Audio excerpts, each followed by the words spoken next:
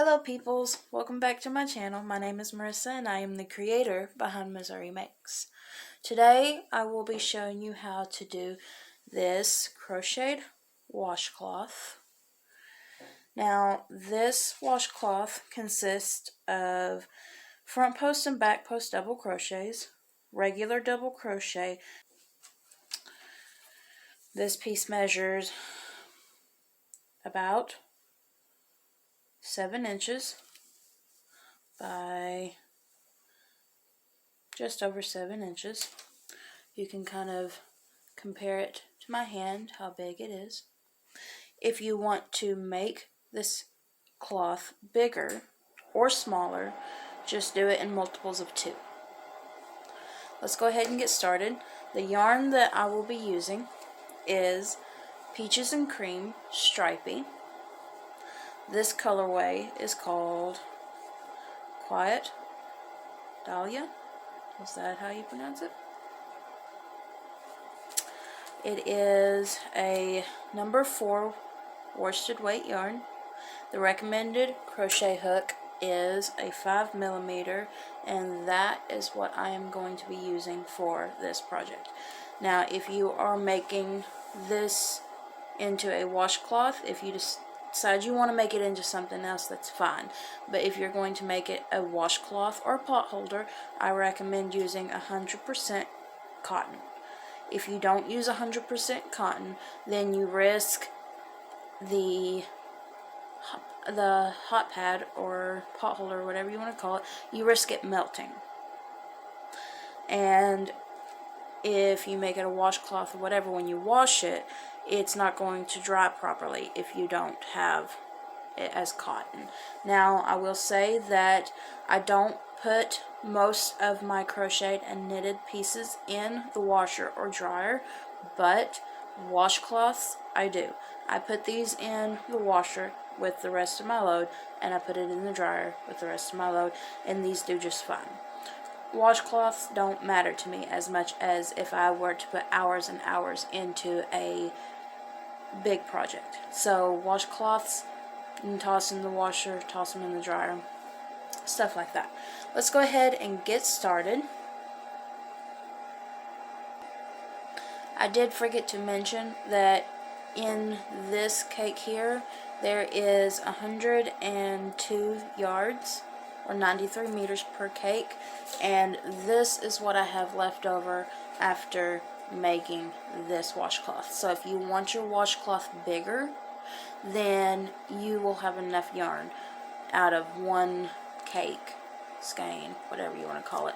You'll have enough out of one to be able to make it bigger. Let's go ahead and get started. I am pulling from the center, but you can pull from the side. Whenever I did this cloth here, I pulled from the outside, and I am going to pull from the inside. Now, make a slip knot on my hook. Maybe I need to do that slower. What I do is I take and loop it, put my hook in, which you can use your finger, whichever, like I did. Put your hook in, twist it once, and then take your working yarn and pull it through that loop, and you'll have a slip knot. Now I am going to chain 29 to start. You're going to want to chain in multiples of 2 plus 1, because the 1 will be your turning chain. So 1, 2, 3, 4, 5, 6, 7, 8, 9, 10,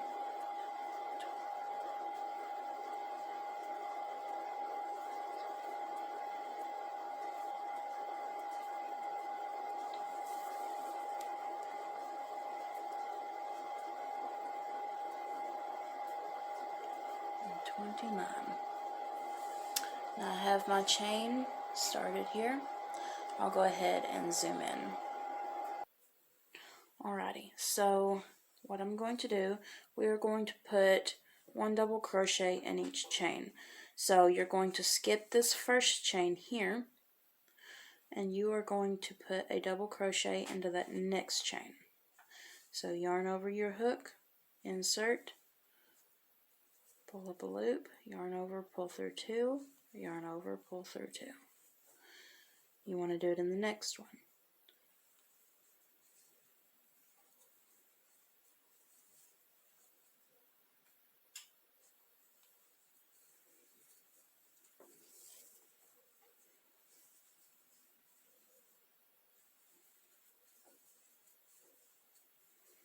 And you're going to go all the way across. You should have 28 double crochets when you are finished.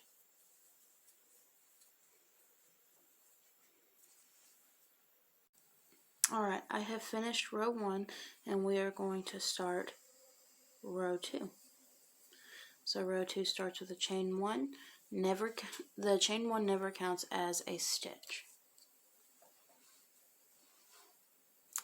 Now I'm going to half double crochet into this first stitch here.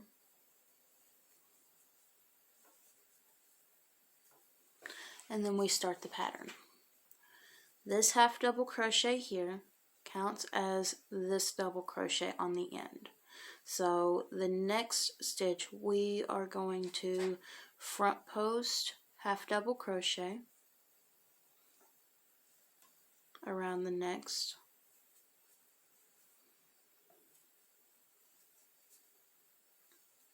back post half double crochet around the next, and you're going to repeat that. Front post half double crochet around the double crochet, back post half double crochet around that double crochet, and you are going to repeat that.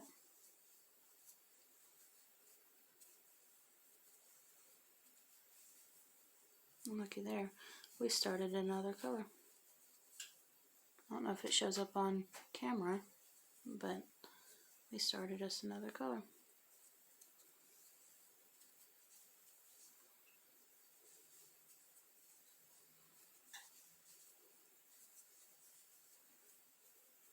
Alright, I will continue this and meet back up with you at the end of the row. Alright, I have come to the end and I have one stitch left here. And in this last stitch, I am just going to put a half double crochet into it.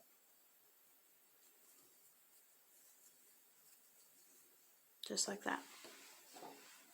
So, a recap. You started your row with a regular half double crochet to count for the first double crochet of the round, and then you alternated between front post and back post half double crochet across, and then you ended with a regular half double crochet into the last stitch. Let's go on to round 3.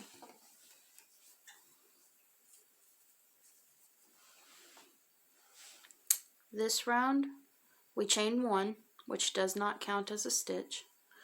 You insert your hook into that first half double crochet and complete a double crochet. And you're going to double crochet in every stitch across. You should have, and always have, at the end of your row, 28 stitches, unless you decided to change the size of your cloth. You should always have 28 stitches.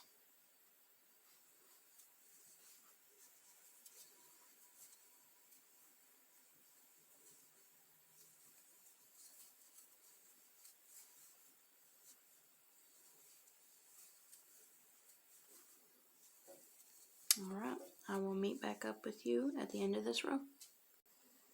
Alright, I have finished my row, and that is actually all you do for the cloth here, is you repeat rows 2 and 3 all the way across. So when you turn your work, you're going to chain 1, turn, and then if you just did a double crochet row like this, then you're going to do a half double crochet row, which is half double crochet into the first stitch, and then you start in alternating between front post and back post, half double crochet all the way across.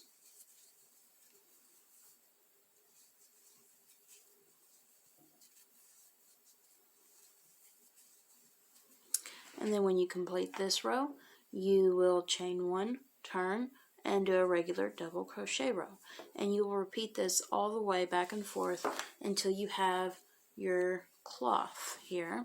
And you can repeat rows 2 and 3 for as many rows as you like to have the length that you want.